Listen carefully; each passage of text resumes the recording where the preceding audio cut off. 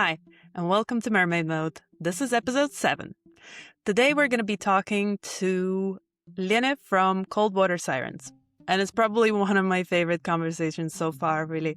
We're going to be talking about cold water exposure and cold water surfing, specifically surfing on the North Sea, water exposure as therapy, menstrual cycles, sustainability, fixing things, and all of these wonderful things that I absolutely love, and also how to overcome your fears of deep water.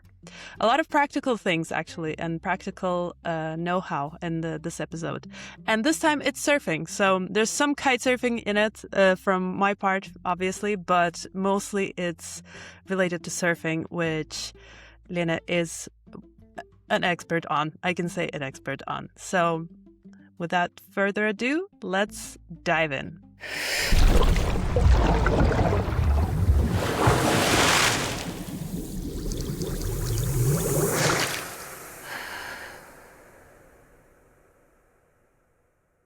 Lena, welcome to Mermaid Mode. Hi, super nice to meet you. It's a really, really nice name you have there. Thank you. Well, you too. I don't know if you've listened to any of the previous episodes, but I was actually talking to the girl from the Big Blue Boards. It's the company that used to make kite surfing boards, and now they're doing kite camps for women. And she actually mentioned that they, well, I don't want to use the word came up, but let's just use the token word, came up with this name for the girls who kite surf in the Nordics. They just said, oh, it's Cold Water Sirens. And I was like, it's funny that you mentioned this because I want to interview these girls that do these surf camps in the west coast of Denmark. They're called Cold Water Sirens. Okay, wow. So maybe you can, let's start with maybe the origins of the name. Actually, how did you come up with the name? Let's break this notion that maybe she came up with this name. I don't know. Well, actually, I had this thing with mermaids for a very long time, and not in the sense like, all these glittery mermaids, but rather the characters that have been emerged all around the globe. And I have lived in Berlin for a very long time, and actually my background is as an artist, and I had been working with the subject of the mermaid for feels like 10 years or something, being kind of obsessed about it, because for me it's a figure that is it's a figure of transformation. It's a figure that belongs to the sea, it belongs to the land, and then especially the siren is a figure that is usually it's alert. It can really, like, it sees when there's maybe a danger, when there's a threat. It can be alluring, but then alluring in the sense that is maybe not what the male gaze thinks about it. And I think it's super interesting because they really appear with all kinds of different names all over the world. And I was interested in those stories, what they culturally mean, what they historically mean. And then it kind of came together with my other obsession, which was cold water surfing. So I just basically merged it and it became Cold Water Sirens. And also at the time, I kind of started to knit my own little network of mermaids and sirens, meaning that I met other surfing females, and then we kind of just were like, okay, we are the Sirens crew now. And so it was also a bit of a term that meant like, okay, we are the Sirens crew. We paddle out together in a maybe male-dominated lineup. And yeah, it's also, I think it's just so close to, like, you have your feet in the water, which can be your tail, and then up on the air side of the surfboard, you think in the moment that you are sitting on a surfboard, you're kind of becoming a mermaid in that sense, or a siren.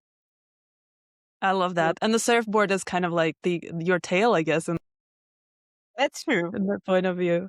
That's nice. Actually, we had also a collective in Copenhagen that we called the Copenhagen Mermaids, and it was a group of kite surfing girls. We actually created a group because there was a kite surfing competition that we took part in, and you had to create a team. And we chose the team name as the Copenhagen Mermaids, and then we did a lot of fun stuff there as well. So I can hear this connection as well. We call each other mermaids still, and obviously the mermaid mode is also the reflection of this, because I'm also really into this vision of some like a female that's connected to the sea. So I love that. Yeah. Exactly. Yeah, I think that is why so many people are fascinated from these characters, and it's mostly females, but also all genders, I think. But there is this, because they are super powerful, playful, sometimes threatening, and I think this portrait of being just like these luring kind of mermaids, I think that has been a story that was usually told by males. I think that's just one fragment of it, but there are so many different ways how you can play this character, and maybe it's also day by day. I can be a threatening siren this day, and maybe tomorrow I'm a singing mermaid, probably not singing very well, still doing that. So I think this character also, gives space for so many facets of being it a female, or, as I said, it's, I think, gender open in a sense. I love it. I didn't even think about it before, but that's such a cool interpretation. And so Cold Water Sirens, I mean, I have quite a good picture of what you girls do, but maybe you can also do an introduction of what you actually do and what you work with. Well, so the idea when we founded Cold Water Sirens is basically to have an alternative to the things that were out there at the time, or probably mainly still are, which are either like regular surf schools where you have not most of the times like a quite young, quite male instructor that maybe doesn't know nothing about what it means to be a person that is maybe a little bit older, maybe has mobility issues, maybe has different fears, or maybe also not fears, but just doesn't feel so comfortable. I was at the time, friends of mine just approached me and were like, hey, you surf, can you maybe show me how to surf? And I actually never thought about becoming a surf coach. I really didn't. And then someone was like, okay, why not? Why not go for it? Because I know there are so many people, especially women and non-binary trans people, who don't feel like they're represented at all in this regular surf school business, or also in these surf camps, which is more like party camps, but then maybe also not in these high-end surf retreats, which is usually connected to a lot of money and also to a certain class. So I wanted to create something where these people, mainly women, would meet. And so that's how it came into being. And that was the start. But besides of that, I also give private coachings, which is always a connection to mental coaching. And because I think everybody who surfs knows that there's only this a certain amount, which is actually the technical things. Most of it is in your head. And so it's always a combination of this. So I work a lot with your own surf, her story, with what you bring, with what you come, what you need. So I always create this very holistic room to see what will happen then later in the water. Could also sometimes mean that you don't even enter the water, but it could also mean that you spend a lot of time in the water. So that's very open. So we have those private coachings, and then we also have all these community aspects, community work. We give workshops in certain areas. For example, last year we had a workshop about surfing the cycle. We do a lot of about ecological topics. We do film screenings. Now we also did a short film.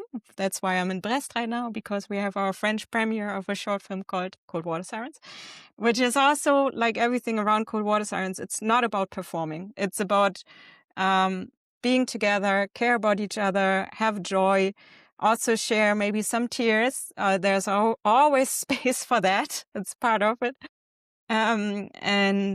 So it's always difficult for me to say, because it's not a surf school. It's not, I don't know. It's not like a regular business, but it's everything. It can be everything. It's a community. It's for sure also my job. I would also like to be paid. I also want to be everyone involved who's taking part as coaches to be paid as well. But at the same time, it's much more, and we also do much more. And it's in the end, it's about connections and building care and community. For sure. And I would really like to talk a bit more about the workshops, but maybe actually before we start talking about the workshops, maybe let's talk about the film because that's why you're actually away. And first, I wanted to have this conversation with you in person because I was planning to go to the West Coast. Actually, I thought it would be really cool, but then you girls are out doing the premiere of your film. Can you just maybe do a quick introduction of what the film is about? Yes, it's a short film, 10 minutes. The idea has been around for years. I think was when I had a new winter wetsuit and I just didn't manage to get in because it was a bit too small and there was nobody around to help me. And I was like, oh. And then the next time I was again with my friends surfing, it was so much easier to get in and out. And I thought, actually, this could be a film. Um, this experience combined with other experiences, what it means to surf in winter in northern Denmark and to surf with your friends, with your crew, not showing actually the part of the surf performance because, to be honest, we've seen it 100 times, 1,000 times, blonde boys in barrels, or maybe beautiful women dancing on a longboard. And it's nice and it's maybe true for a few people, but for the majority, it's not. And also, yeah, the idea was to show something which is actually, I want to quote the programmer from Kiel, who we had where we showed our film and where the world premiere was. He was hosting it, and he said, like, "This is the most unheroic surf film I've ever seen, and I like it." And that was such a compliment because yes, it's exactly what it's supposed to be, super unheroic, much more everyday based, much more the reproductive side of it, um, and at the same time, it conveys a lot of atmosphere, a lot of connection between us, the female surfers who are portrayed, and also it's kind of a funny film. I cannot give all the give all the content because everybody should watch it. But yeah, it's a community driven DIY film, and yeah, I'm super happy that the audiences both in Kiel and Brest really liked it and found it funny, and it was also a nice counter element to the films that were around us again, of some guys driving around in some country trying to find a wave which they say nobody else have surfed before, which probably isn't true, but whatever. And then they always find a barrel. So it's the Yeah. opposite of it. And they always find somebody to show them where it is, but nobody knows about it. Exactly. When can we see it online at some point? I would um really like to see it. Not yet. For now, it should hopefully show in some more festivals. But for sure, we will show it in Denmark, in northern Denmark. So for you, that could be another reason to come. Or We don't Copenhagen. have a fixed date yet, but also because it's super nice with the people who are locally involved. Sarah from Klitmøller, who did this amazing soundtrack, which I love, everybody loves so much. And then Pernille, who's also a surfer from Klitmøller. So it will be super nice to show it there and with everyone who has been involved. So I think that will come up very soon in summer, I think. But I will for sure let you know. I really want to see it because, I mean, it's also so close to my heart because I also live in Denmark and I kite surf mostly through winter, and I just love cold water. It's my jam, you know. There's just no people. There's so much space. It's the most amazing time to actually be in the water. Except for kite surfing, you can't do a lot of tricks because you're wearing a super thick wetsuit. Well, but I think also for wave riding, cold water surfing is different. You just have a different body. You weigh, I don't know, 10 kilograms more. You have more volume. The board that you should ride should have more volume because your Mm. body shifts. And I think that's always interesting to see because when I see or when we have people coming who maybe they surfed before in Sri Lanka and they have this vision of themselves in these really nice warm waves. And then they come and we're like, well, the North Sea might teach you something else, but just take it as a gift and let go of all your expectation as a surfer because it's gonna be different. And I think then it's always great if you take a portion of humor because you're gonna fuck up. And then it becomes to be about something else than making tricks or whatever. It becomes about being in the water, being with people, laughing maybe also about yourself. And then, and I guess you also know that the cold water does something else to you, which we are always trying also to research more for us and for others, is what does this cold water experience actually do to your mental health?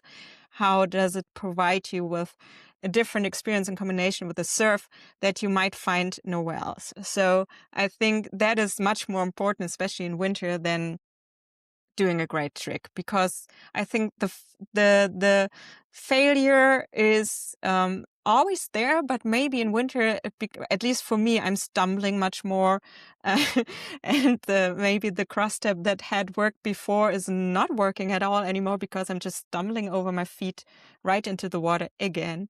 So yeah, I think it's a different kind of surfing. Yeah, definitely. And I mean, also for kitesurfing, it is different because you're just trying to like show off pretty much at what is the lowest degree that you went out in, basically. Mhm. So Yeah. people are like, you still going out when it's that cold? So actually, the very coldest day, I didn't go out because I didn't really trust my gear. Mhm. And Mhm. the guys went out and all of their gear was frozen. They couldn't even use the safety because it was completely frozen. And I was thinking, okay, that's where I draw the line. It it's not fun for me anymore. I would rather be on a safety check. But Um, that's so important that you say that, because for me, cold water surfing is great, but you need to have some safety. In like you just need to take care of certain things, and then it's so important to know your boundaries. And I also must say, this winter, I mean, you know it, it was so hard, it was so cold, and there was so much east wind that there were several days there were actually waves, and some of the people also went in, but I was just I knew it inside myself, it's too cold for me. And you might, it's maybe, I mean, it's also depending on the gear. That's also a topic because that's also gendered. There are still a lot of brands that don't even produce for female bodied persons such great gear that there is available for male bodies. So that's just a reality. And then it's also a money thing. Like, it's so fucking expensive. You need to be able to afford this kind of equipment to have a good experience in the water. So I think there are these factors that come in. And but yeah, I think in the end, it always comes back to, is it a day where I will find joy or maybe frustration? And I think frustration is always part of the game, but there's always this, okay, I should be always a little bit more on the joy side.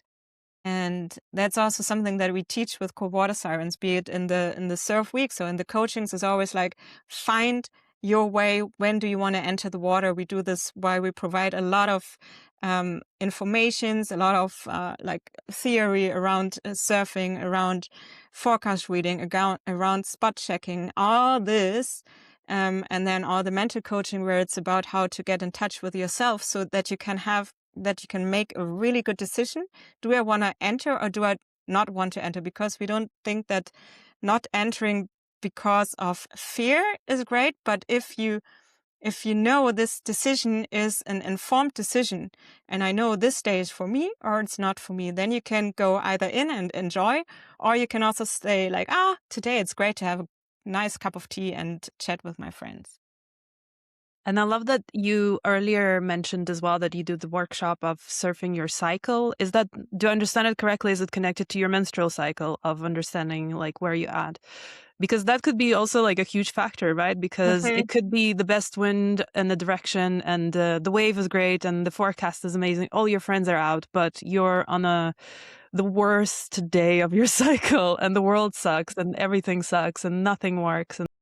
Then you feel bloated and you don't fit into the wetsuit, or even the texture of the wetsuit is so annoying against your skin and everything. And what do you do? How does this workshop work actually? Like, what do you discuss? It's so interesting. Yeah, we did it the first time last year. We did it for the Löcken Women's Surf Club, who we really love. Hi, Locken. Wow. Okay, I have to And look into that. Yeah. yes, so we did it. We conceptualized it mainly for that reason. It was the first time we did it, and we really would like to do it more and elaborate on it also more. And yeah, it's definitely relating to hormones. And I think everybody deals with hormones, and some people deal with it more, some people deal with it less. And we called it the cycle because we believe, yeah, for some people, maybe there's a very clear cycle, but for others, it's also not so clear. So the cycle is also more an image, also because we use it in surfing with ebb and flow, and everything comes more or less in circles. But yeah, it's relating to hormones, and this can relate to the menstrual cycle, where, as you said, depending where you are, there's a different, or for many, there's a different kind of energy level, there is a different kind of mood, but it can be also much more severe, right? It can be PMS, it can be PMDD, which means you can be half of the months depressed.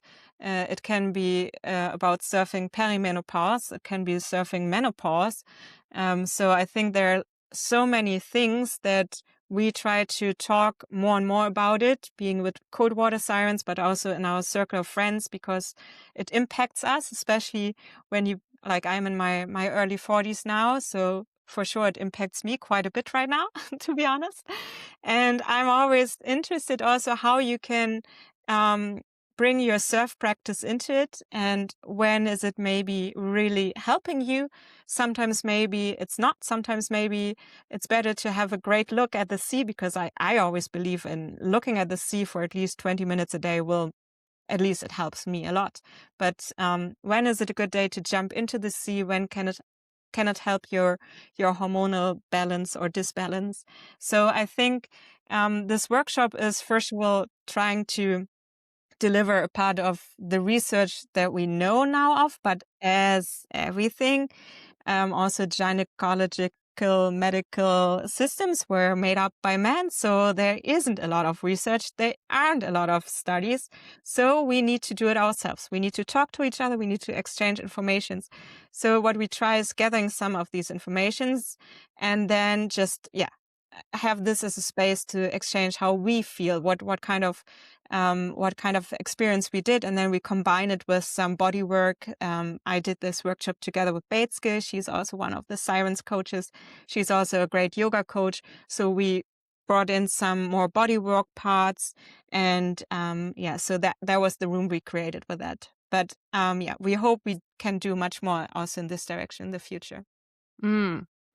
I believe actually that Easky Britton, she's a surfer from Ireland. So she's a Dr. Easky Britton. Mm-hmm. I'm a massive fan of her, and Yeah, me she too. talks about yeah, she talks about these the cycles as well in her book, and also in some podcasts that I listen to. But I for life can't remember what it was, and I should have been better prepared for this Don't conversation. worry about Maybe that. now it's a good point actually to or a good moment to re-listen to it and refresh my memory. Um, and yeah, she's a fantastic person to actually also to get some research about this from. Yes, and not only that she was or she is such an important voice when it comes to all these blue health, surf therapy, oceanotherapy related topics, but also I think she used to be quite a professional surfer or performative surfer, and I mean also Irish waves. OMG. Like she has, I know that she has surfed some really massive ones of those, but then I think she also get more into a dialogue with herself and her body, and also her body, how it changed. And I think that's, I didn't read the entire book. I'm not so good in reading everything through, but I did read parts of the books, and I also loved it. Yeah. Mm. I have I think I don't have one book actually, but I also used to live in Ireland, and I used to Wow. kitesurf in Ireland, and Ireland is one of the countries where I surf actually, but in saying that, I surf once a year, like either in Klitmala or in Rosnella in Ireland. So wherever I go, I try to surf there. But it's baby waves, you know. It's those ones that you can just walk onto. I just walk on my soft top, and for me, that's enough because I just want to have fun in the waves. And maybe it's a really good segue actually into the conversation about the surf as a therapy, because one of the things, and something that we're discussing here and something that you're discussing a lot as well in your workshops and in Cold Water Sirens, is, I guess, the concept of the blue mind, right? So I can hear that there's a lot of connections in this theory that water is healing, and there's this, I actually have it here. Wait. I'm actually reading this because I know about it like from Eastkeep Britain, but I haven't read the book yet. But it's The Blue Mind by Wallace J. Nichols. I think it was already like so many years ago. He made this theory that the water basically healed our mind from the red and the gray state. Gray state is depression, red state is overwhelming anxiety, and then the blue mind is the state of peacefulness. And you are actually a certified surf therapy facilitator, I guess, right? Can you tell me a little bit about that? What does that entail, and how do you work with it?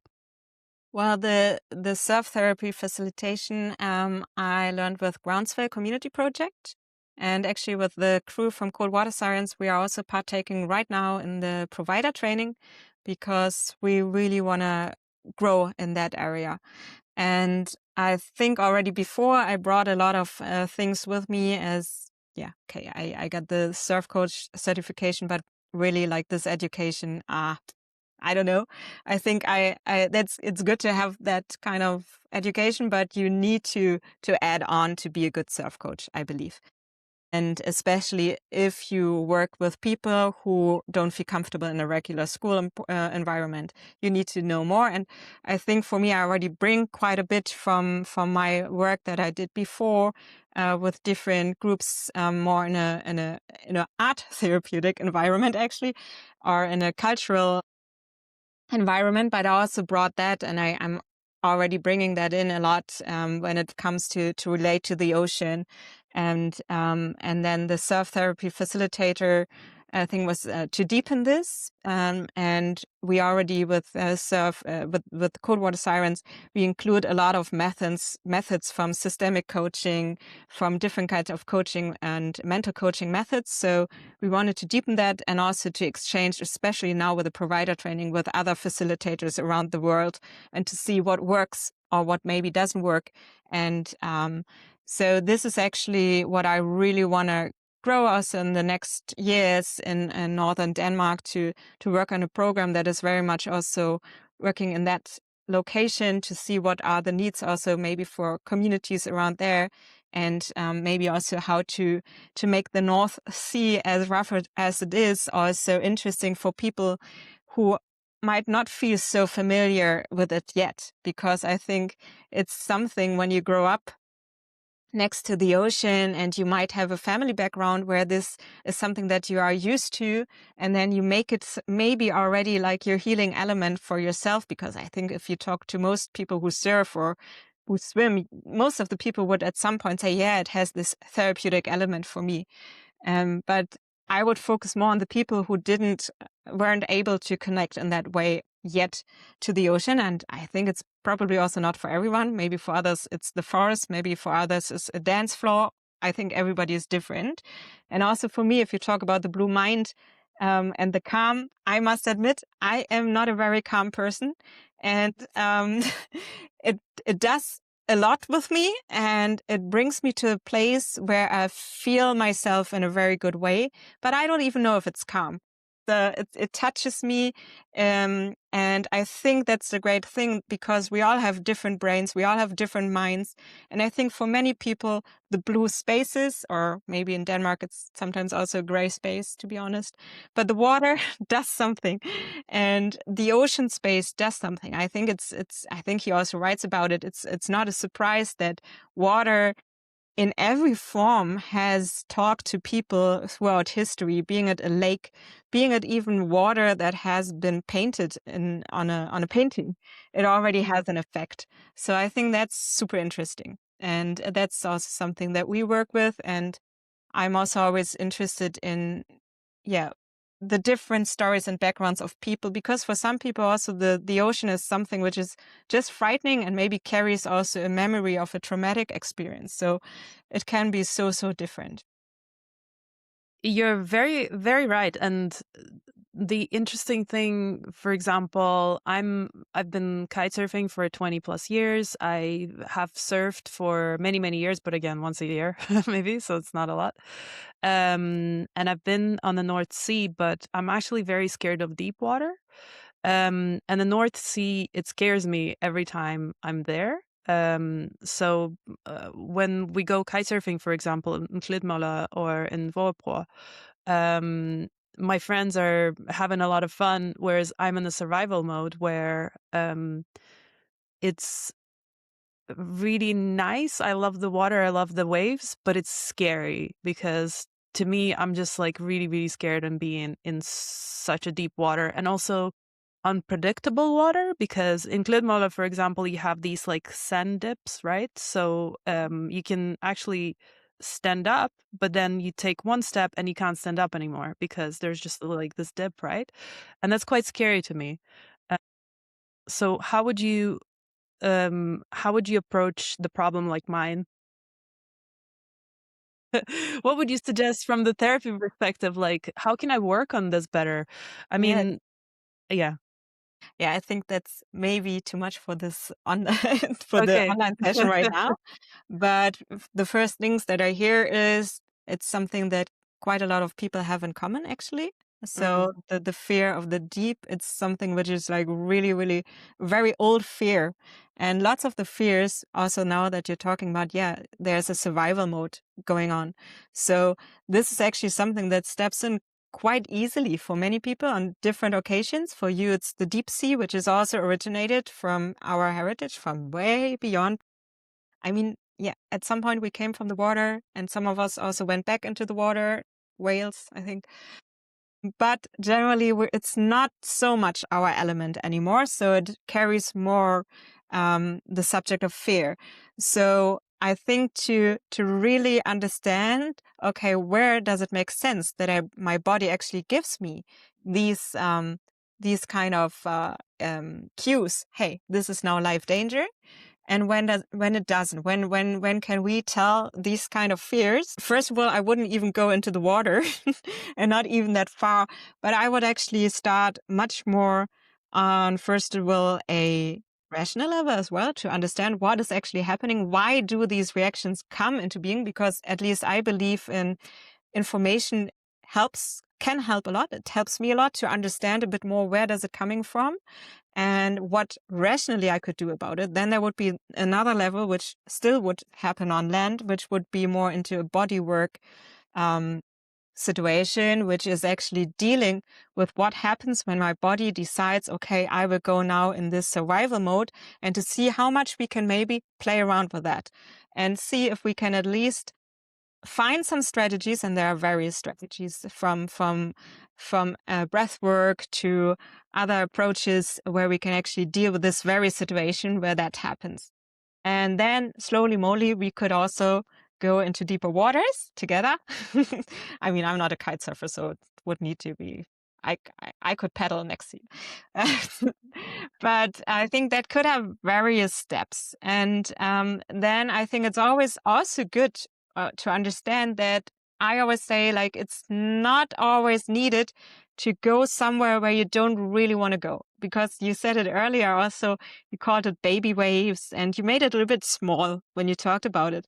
But I think small waves are great. And for everyone, a small and a big wave is so different. It's such a super subjective thing. And I think it's also good to ask yourself, what do you really want? Like, where do I want to extend the boundary that is set for me right now for whatever reason? And to actually really first make this decision if you really want to extend it. If you want to extend it, let's do it. That's, I think, most of the time is very possible. But then also to really ask yourself, because, for example, here in Brest, we were just watching a wingfoiler yesterday, and he was so far out. And we were talking about it. I was like, why would this person even go so far? Because, okay, probably the wind will gonna drop soon. Is it really necessary that, like to I think also really to understand, why do I want to go there? Or is there maybe a way where I feel safer and have exactly the same amount of joy? But at the same time, I also with myself. I mean, there are times where I really want to extend my boundary, and then there are times where I want to play it safe, as you say. And often, while you play it safe, it extends by itself a little bit, and then you look back and you're like, oh, now I'm in the deeper water. I didn't even notice. But I think there's different ways to approach it. And I think we would need to talk a little bit longer, probably in private, to see also if there's also something underneath. And so various ways to approach it. And I completely agree. And like what I try to do sometimes is to go in and out. So go in and try a little bit, kind of like baby steps and baby waves, and then go out back to the shore and think, it's like, was that okay? Okay, maybe now I can go for another 2 minutes and build it up from there, basically. But yeah, a lot of times I think what I like what you were saying as well, and something that the girl that I talked to in the previous episode actually also mentioned, where when we're in the company of women, I think there's less pressure for us to perform or for us to have a feeling that we should be performing. Because a lot of times my company is mostly guys, and they always want to show off what sort of tricks they did or how cool, like how high their jump was, or, always kind of want to go higher, bigger, or do something cool. And a lot of times I'm feeling like I should be doing something cool instead of just enjoying the session, and maybe sometimes just going up and down, and that's it. That's what I want to do, because I just want to be on the water and having a good day. And it feels like with the girls I can, because we're not really like, our question is like, did you just have a good session, instead of having this like, what did you do today? Yeah. I think, first of all, it's interesting that you say that you want to do something cool, and probably I would say you already do a lot of things that are really, Yeah. really cool, which means going into water, having fun. That is pretty cool. And it's also always the question, who sees whatever as cool, for example. So I'm pretty sure there are probably a ton of people who would look at you and be like, wow, that's pretty cool what she does. So it's always a bit more like, okay, what's my inner voice and where does it come from? Is it like a voice that comes from society? Is it a voice that comes from the circle that I'm hanging out with? Is it a voice from my childhood? I don't know. So really to think about what voices are actually talking to each other in your head before you go into the water, because you do take those voices with you. They are also really often in conversation while you're in the water, like the ones like, ah, you can do it, you're pretty cool. The next one is like, ah, no, you will never make that. So you can also play around with that a little bit. And then, jumping back and forth a little bit, because you were just mentioning also this method that you elaborated for yourself when you were still talking about the deeper water. So that's actually a technique that I would also totally recommend at the point where you start doing it to practically again. Actually, I also had a client the other day last year. She also had this subject, and that's basically what we did a lot. And you could slowly extend, or also dive down using diving techniques. So you find another way how you relate to the upper part, to the middle part of the water, and to the lower part, and really to use, maybe not even take your surf equipment, but go there with fins or something else, just to explore it in a different way. And then it's also interesting for some people, the water where you can see the ground is more frightening. For others, it's one where you don't see the ground. So also there you can experiment. But that's more on the practical part. So there's also lots of ways to play around with it, and then slowly, slowly, you will extend actually your what's called your comfort zone. But coming back to approaching things Wallace, I was listening to a video by Jay Wallace, who wrote The Blue Mind today, actually, and it was really funny because he mentioned the kind of like millennial generation and how we grew up watching Jaws or reading Jaws. and how there's actually kind of like a shared trauma of being afraid of deeper water, or actually being afraid in being in any body of water. And I was looking for somebody, and I've heard somebody mention this before as well, because I even sometimes I'm sometimes scared to be in the swimming pool because I feel that there's a shark in a swimming pool. And I thought that's so weird. But then I heard somebody else say this, and apparently it affects a lot of millennials who watched Jaws when they were little, where they actually have kind of like a fear of something being in the water where they know it's not in the water, but you still have it in the back of your mind. And that's why you're scared of deep water. And I was like, that's genius, because that's sometimes what I have. And like what scares me of deep water, or even water where there's any life in, it's that life that's there, because to me it feels like it's gonna attack me and it's gonna eat me, or it's gonna do something, you know? So You also have the same fear if there might be a siren underneath. I'm which just isn't saying. deadly. Because, I mean, the interesting thing, I must admit, I haven't heard about this Jaws story, and it's very interesting about what it does to millennials. But then I'm just thinking, well, actually, culturally, these kind of stories have been around before. So there are so many stories about sea monsters. And I mean, they do come from true stories that most people, let's say people who went to the sea, I mean, they did encounter quite some extreme situations also with animals that came from the sea. And I mean, they made all their way into storytelling, being it from mouth to mouth or to myth, or I mean, going back to old Greek mythology. Ulysses. Oh my God, my English is going down. I mean, they have been around these stories of creatures forever. And I think that's why I'm saying also this fear that we are, or some of us are fearing, it's a very old one. And I think it has been always fed on through these stories. And I guess that's again why I find the figure of the siren so interesting, because it is actually a mix of it, right? There are sometimes there's the fear of the siren that also comes from underneath, who is luring around the boats, trying to get the fishermen.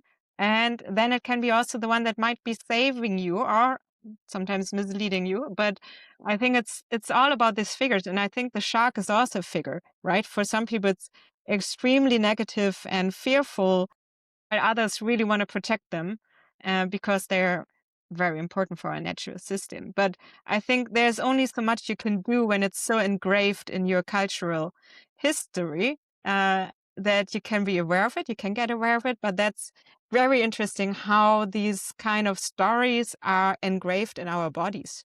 So, yeah. If you can't fight them, join them, right? Exactly. Become Become a a shark siren. or a shark. I Or think a shark shark. and sirens are great friends. We'll get a new handle going, Cold Water Sharks.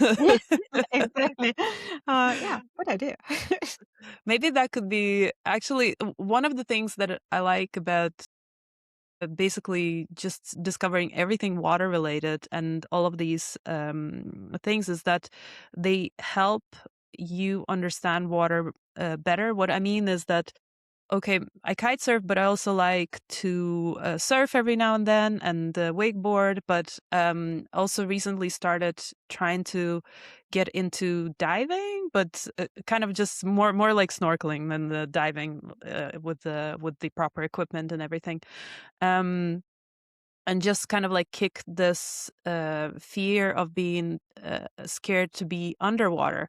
And I think last summer I actually tried underwater hunting Mhm. for the first time. And that was actually when you were talking about trying to get into the wetsuit. Like that wetsuit is really, really funny to get into because it's so thick and you have to put like Mhm. soap on it and then you have to slide in. It's hilarious. Um, but something about other people being around me actually made me feel safer to go down and kind of like find the fish and everything. And also maybe because we were in Copenhagen, we were on the beach in Copenhagen. I know there isn't a shark in there, and there isn't much of a scary life apart from like maybe occasional crab that is a bit scary. Was actually it made me really surprised because I was like, wow, this is not scary. Like I can actually do this. And we were up to maybe 3 meters depth. So to me, that was already like really like far. And I think just experiencing all of these different water activities is very important if you're doing any type of water sports. Diversify. Exactly. That's why I said before, maybe skipping the way you surf for a moment if you and explore the water on another side, diving, swimming, and also because then you connect it differently. There's not the pressure of the sport that you're probably already pretty good in, and yeah, you can find different ways of connecting it. We also one of our sirens coaches, she's called Jen. She's also an apnoe coach. So we also had 1 week which was very much focusing on techniques from apnoe. I'm always saying it wrong. Apnoe diving, and yeah, that was really great, especially to be in conversation with your fears, not only of diving deeper, but also how long can I actually hold my breath if there's a really bad wipeout? Because that's also mainly in our heads. Our breath and our bodies are capable of so much more than we think, and then again have this combination of more knowledge about what happens when we hold our breath, but also to experiences and to build trust in yourself. And that's also what all our weeks are about: is building trust in yourself and building trust in the ocean. At the same time, acknowledge that there are risks, but yeah, to in the end develop the trust in yourself and also into to the people surrounding you. You mentioned that before. It's so important to have your crew. I don't believe that surfing is an individual sport. I think there are those moments where it's so nice to connect with the ocean and maybe just to have a certain stillness. But generally, and especially when you do cold water surfing, it's you need your crew. And if it's only to get in and out of your wetsuit.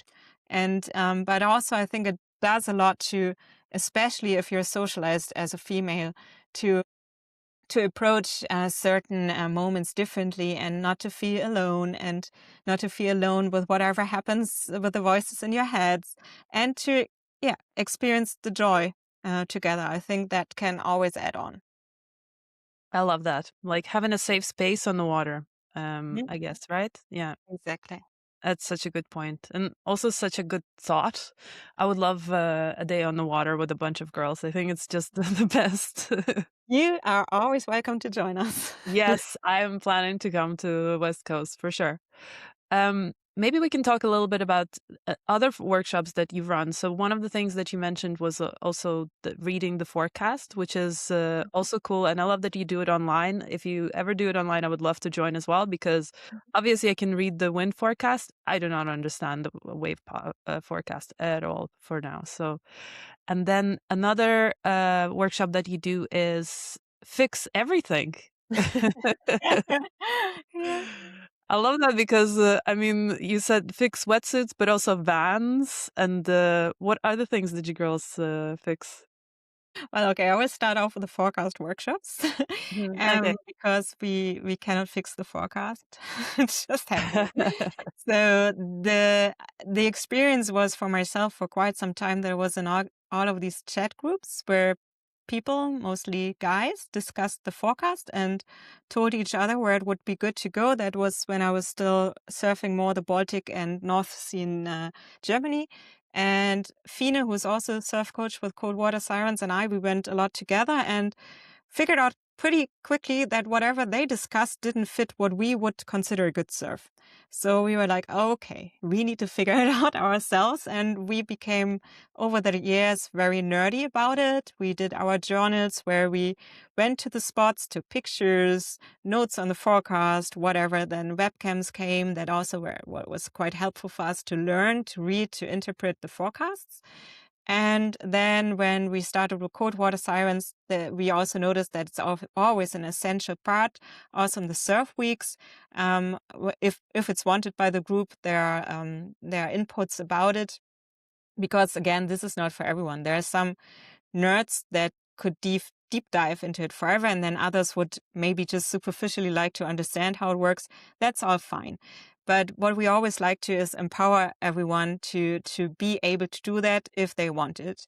And also to figure out again, if you're in one of those chat groups, for example, is this actually what, like if a guy says, "That's great waves," it could be that it's onshore wind with, I don't know, 2 meter, 3 meter waves that basically probably nobody will surf, but somebody said, "Oh, wow, it's 2 meter, 3 meter, great." So to really understand what is a good forecast for me and what kind of waves do I want to surf, and to also be able to describe these kind of waves. So the workshop is all around that, to understand the big picture, why waves even exist, up until we go into the technical stuff of a forecast interpretation, where we go into as many apps as we want. I usually have 6 apps on my phone to also because I love it. It gives me, I for me, it became a bit of an addiction. I love checking forecasts, and so, and also because whoever comes to us, whoever books a coaching with me, I always want to be able to find the best window for the person, whatever she needs. So I think that's really cool. And we did that, or I did this in person, but I also did it online, and it's always super, super nice to also there create a safer space where there's no mansplaining, and yeah, to give this opportunity. And then fix everything was the question. That is something that I did together with Beetske and Berit. Berit is also a siren from the first minute. She was a part in our first Science Week, and she's a mechanic. And so there was the idea, because there are many women who also drive in their vans around and who like to surf, and also like to do this by themselves or with their siren friends or non-siren friends, with other people, but who would also like to have a bit more autonomy with their vans. So that's more an introduction to what it means to drive around with that, and maybe to give some, to understand it better and to have some fixes for easy things. Again, to empower yourself, to feel safer, to do maybe travels by yourself. And then we also did one on sustainability, basically to fix wetsuits, because that's also always super important for us to not buy everything new. Especially the whole wetsuit industry is a huge how do you say, a huge mess. There's this amazing documentary about it, the Big Sea, which is talking about it, how much cancer has been produced through the factories that actually produce neoprene, and how there's also this whole racist connection in it, because the area where the wetsuits are produced are historically it's a very black environment, where also the workers are from the factories. So with still a majority of white surfers, they are using this neoprene, and the neoprene just has a history. This is now a very short brief sum up of the film, but everybody should watch it, and then you know what you're wearing and why it's very toxic. So that was the reason why we did the workshop. So you are able to fix your wetsuit and to wear it as long as possible before you buy a new one. Or if you need to buy a new one, to really look at the label, how your wetsuit has been produced. Oh my God, I have to watch this. I haven't heard about the documentary. It sounds like a must watch, actually, if you're wearing a wetsuit. But I Actually, also, the yeah, filmmakers are also here in Brest, and I met them already last year, and we agreed that they will make a screening for sure in Denmark, and nice. then we will invite everyone. And Oh, but you can't see it online, or? no, it's not online yet. Okay. Ah, this is Sorry. this is one thing about the surf movies, because I mean, in Copenhagen we have a surf movie night every now and then. But also because it's such a small event, it's usually very late in the evening. I think it starts at 9 or 10, and I'm the person who just falls asleep like in the middle, even though it could be the fantastic movie. I just can't physically watch it at all. But I saw your post about the wetsuits, actually, and that you're fixing them. And then it reminded me that the 5-4 that I'm supposed to wear tomorrow for the session, I actually started fixing it and I didn't finish fixing it. and I can't use it tomorrow. So it's either the 4-3 or 6-4. So, and it's Oh, still 12 degrees. So let's see what I'm gonna wear tomorrow. But yeah. I absolutely love it because I think I saw some ad by this athlete who also was saying it's like, oh, there's this company that makes these wetsuits and it's the most sustainable wetsuit you can get. And I was like, well, that's a lie. The most sustainable wetsuit is the one that I have because I have it for 6 years Exactly. and there's like Exactly. 20 holes on it. Exactly.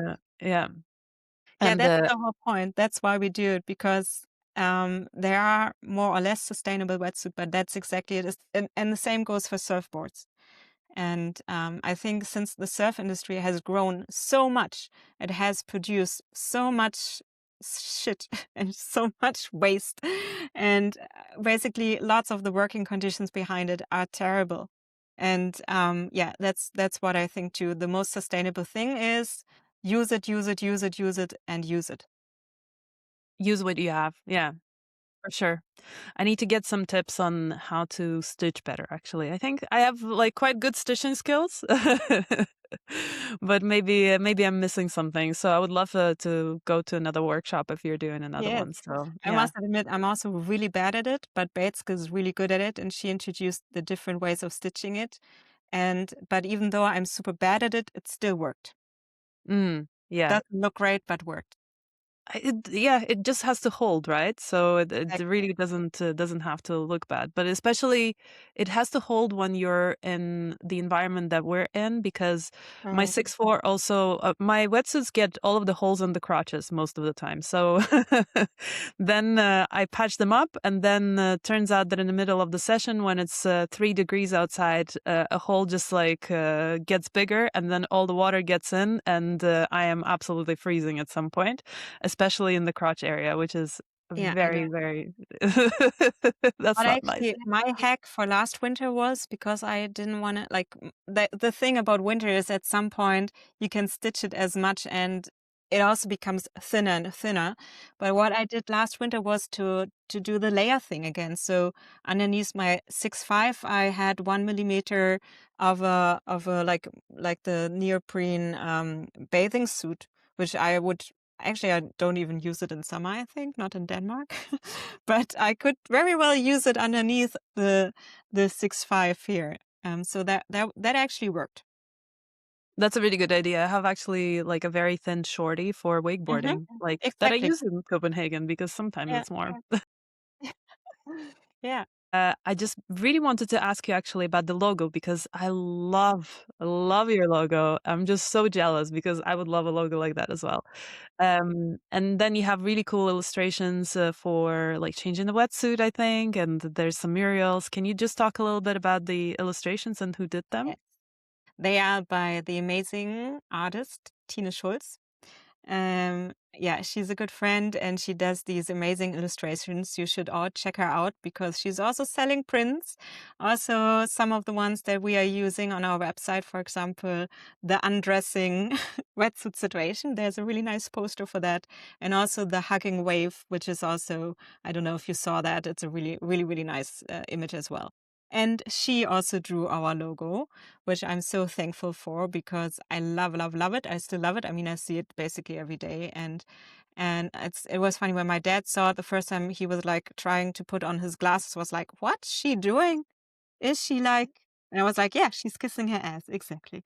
And yes. So, and yeah, we do also sometimes in the end of our week, sometimes in between, we do some printings, some silkscreen printings where participants can also print their own stuff. But we also produce some solidarity merch where we print it on used shirts, where we the profit that we generate, half of it goes to an organization in Greece and Lesbos, where they have a project for queer refugees. Because we also think like, yes, for us the sea is yeah, it's like our playground, but for others it might not. So we hope that we can maybe in the future also sell some more of those shirts with this amazing logo, so everybody can wear it and do something good with it as well. Oh, I definitely want a t-shirt. I think I saw one of the posts as well and I was like, oh, that looks so cool. because it has a siren and a mermaid on it. I was like, yes, I need this. So maybe when I come over, t-shirts, Yes. movies, we go All of surfing, it. we go diving. All of it. I'm already excited for summer. And then you did actually host some of the film nights before, as I can see as well. So that sounds very cozy. I don't know if you have participated, but you know that a few years ago there was the Klidmala Cold Hawaii Film Festival Yeah. actually, and yeah, that was so much fun. And unfortunately, it's not there anymore. Yeah, that's very unfortunate. No, unfortunately, I have never been there at that time. But yeah, the reason to actually come up with the Sirens Film Nights was that we especially did them in winter when not so many people are coming to Chu, and whereas basically most of the people living there, and to bring people together in the darker, colder months of the year to do something, and also to show films with our ocean and film related that kind of break with the usual narrative, like the representations that we talked about earlier, right? That there's so much more to show in the surf community and the ocean that, yeah, that gives you another perspective, and people who might not feel seen would see themselves, or just, yeah, for example, we showed Open Ocean, which is a documentary on adaptive surf from a great initiative from Germany. Also a great documentary where you just, yeah, with amazing protagonists, and also Open Ocean is doing amazing work in the field of yeah, breaking down barriers and make surf available for everyone. And that, I think, also, yeah, pushes just the imagination of people, what is actually possible, and to think surfing and the barriers around surfing in a new way. But that was also, yeah, that was one of the reasons why we did the film nights, like to show a bit of different perspective on surfing, but also to create community. And yeah, but I would be happy if there would be another surf-related festival at some point, and two, that would be nice. I would love that. I actually participated the third or second year. We filmed a stand-up paddle film. Nice. Like Yeah. urban surfing, because we filmed it in Copenhagen with my friend, and we won the best special effects category. Or- There might have been some smoke bombs involved. Yeah, that was really Hugo and a lot of fun as well. So yeah, I'm really looking forward to coming to West Coast and Yes, hanging out with please. you, and Please, please. also very much looking forward to watching all of the movies, especially yours as well. It sounds really fun. And Yes, and we are also happy to come for a workshop or a screening to Copenhagen. It's yeah, not Hornbeck so maybe. far. Sorry? Hornbeck actually, because that we on the north coast we have I think Hornbeck is like the most popular Mhm. surf town in Sjælland, basically the island where Copenhagen is on. So for sure, that could be fun. Yes, I must admit I don't know anything about that area, so I would be super curious anyhow. Okay, I'll send you some information. Yeah, Yes, this is please. actually where I surf maybe once a year as well. So it's one of my favorite spots. The only problem, well, the problem, but it's a luxury problem in that spot, is that when the wind is perfect for the waves, the wind is also perfect for kite surfing. So Yeah, okay, yeah, that sounds like a huge problem. yeah. Oh my If God, it's if what do I it's do? summer, you have time to go for 3 or 4 sessions. Exactly. Yeah. Usually we try to take both. Yeah. And I have actually kite surfboard. So like a smaller surfboard for kite surfing. So that's also a lot of fun in their area. Lena, thank you so much. That's Yeah, thank you for having me. wonderful. And Yeah. yeah, I'm already really looking forward to meet you in person. All right. Well, thanks once again for joining me in this episode. So hopefully you picked up a bunch of things. And as usual, please comment, share, and give me some feedback as well. Would love to hear from you in any shape or form, and would love to hear your suggestions for who I should talk to next. There's a long list already, and thank you so much for sending me your suggestions. That's very helpful. But would love to hear from you on the socials as well. Cheers and see us.